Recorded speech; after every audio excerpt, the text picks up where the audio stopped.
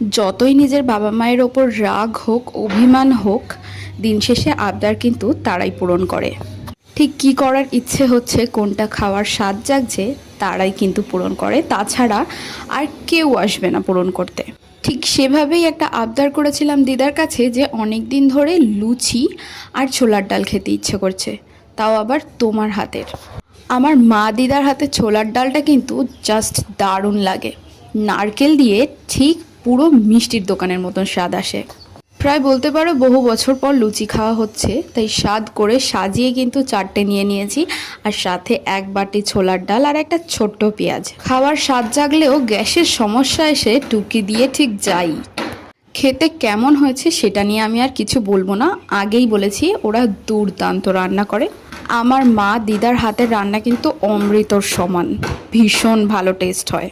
এই 21 তারিখে ওরা চলে যাচ্ছে নর্থ সিকিম, তার আগে আবদারগুলো পূরণ করে যাচ্ছে বলতে পারো। তো আমাকে এটাই বললো, 10 দিনের আবদার একবারে মিটিয়ে নে, 10 দিন পর এসে বাকি আবদারগুলো পূরণ করব। আবদার কিন্তু শুধু নিজের মানুষদের কাছেই করা যায়, বাইরের মানুষদের কাছে নয়। লুচি আর ছোলার ডালের কথা কি বলবো, এটা আমি 2বার রিপিট করেছিলাম, এত ভালো লেগেছে।